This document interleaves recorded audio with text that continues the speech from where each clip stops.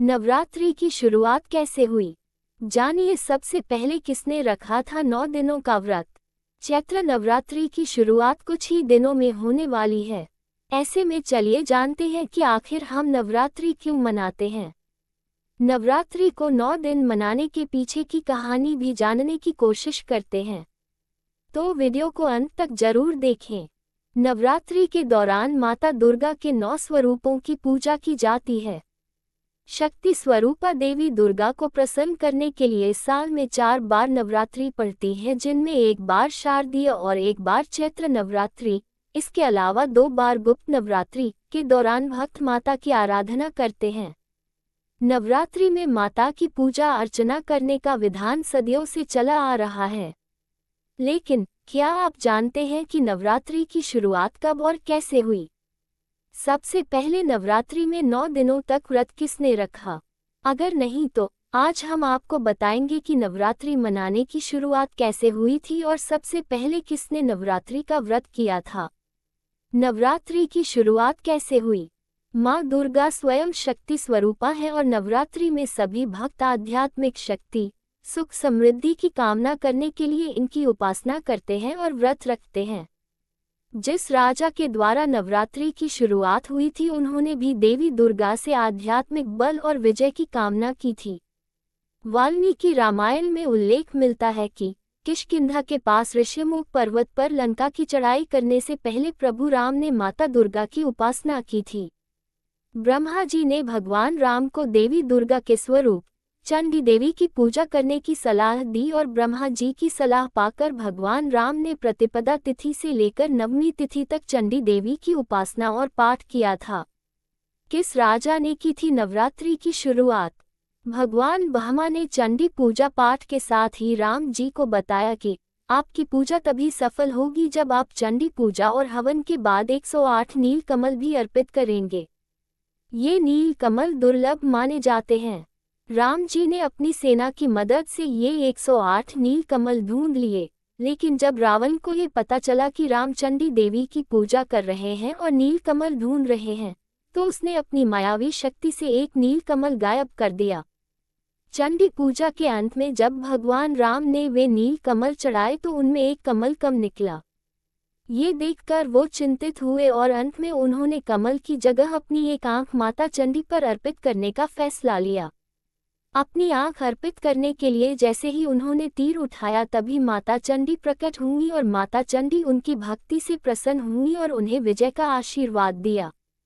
सबसे पहले किसने रखा था नवरात्रि का व्रत? फिर प्रतिपदा से लेकर नवमी तक माता चंडी को प्रसन्न करने के लिए प्रभु श्री राम ने अन्न जल कुछ भी ग्रहण नहीं किया। 9 दिनों तक माता दुर्गा के स्वरूप चंडी देवी की उपासना करने के बाद भगवान राम को रावण पर विजय प्राप्त हुई थी।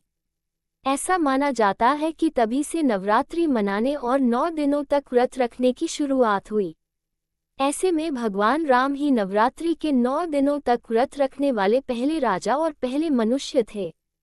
29 मार्च 2025 से चैत्र नवरात्रि का पर्व प्रारंभ हो रहा है।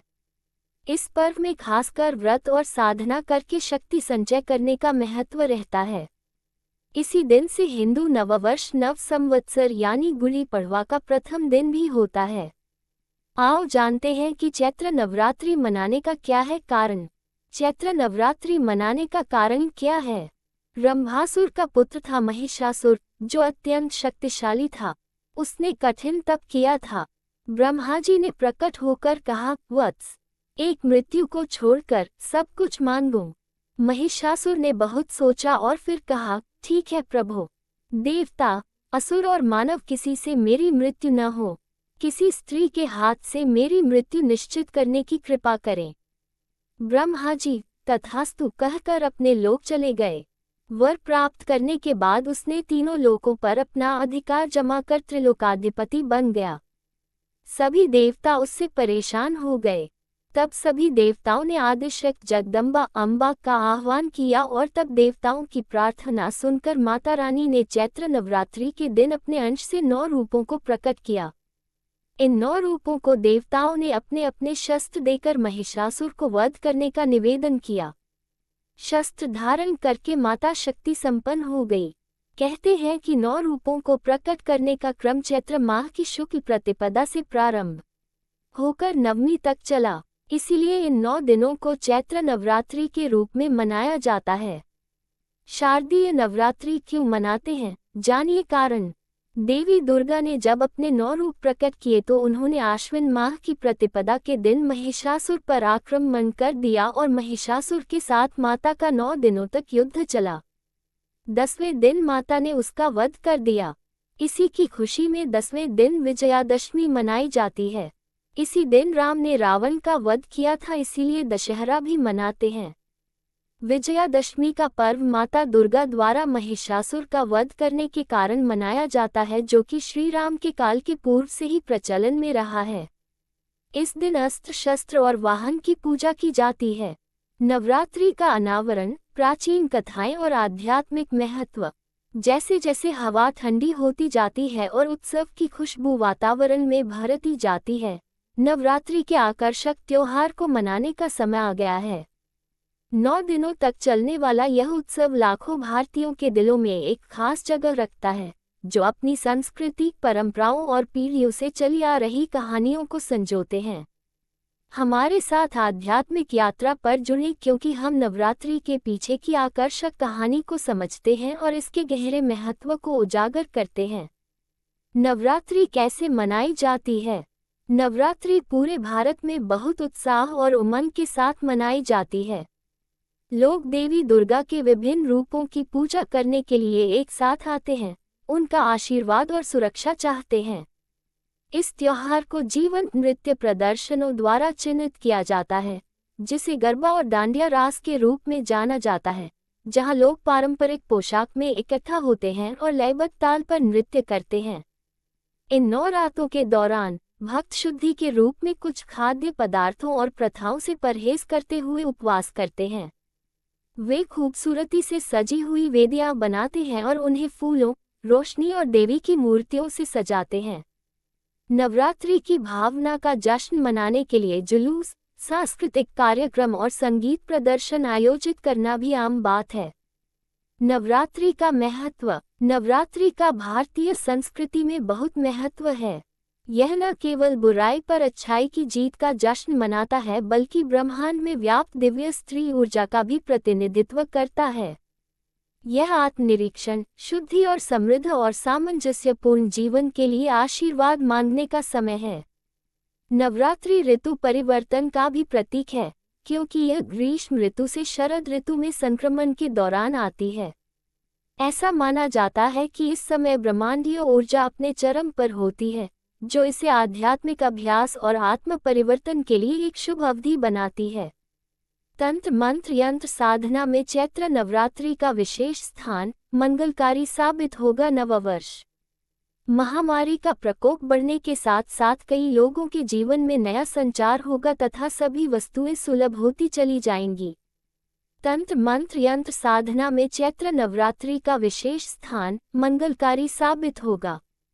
चैत्र मास की प्रतिपदा से प्रारंभ 9 दिनों की रात्रि चैत्र नवरात्रि के रूप में मनाई जाती है।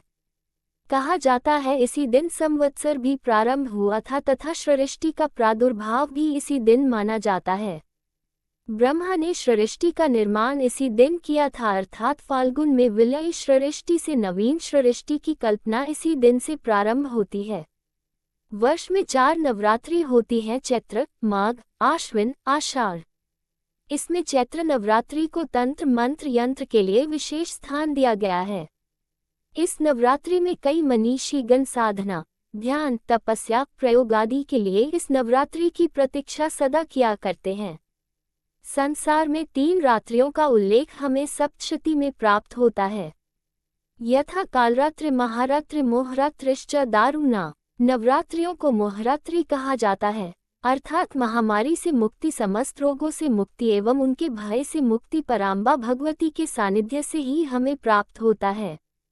इसलिए प्रत्येक 3 मास में भगवती की आराधना, अर्चना, पूजा, ध्यान, प्रयोग किए जाते हैं तथा महर्षियों की निधि भी पराम्बा के रूप में नवरात्रि के प्रयोग से उन्हें प्राप्त होती है। ऐसी मान्यता है कि जो साधक इस दौरान सच्ची श्रद्धा से सभी पूजन नियमों का पालन करते हैं, उन्हें माता रानी की सदैव के लिए कृपा मिलती है। अगर आपको यह वीडियो अच्छी लगी हो तो इसे लाइक करें और अपने दोस्तों के साथ ज़्यादा से ज़्यादा शेयर करें। ऐसी ही रोचक कथाओं, व्रत कथाओं, धार्मिक कथाओं और आध्यात्मिक तथा पौराणिक कथाओं के लिए मेरे चैनल वासुदेव की पाठशाला को सब्सक्राइब करना न भूलें और कमेंट में जय माता दी जरूर लिखें। धन्यवाद।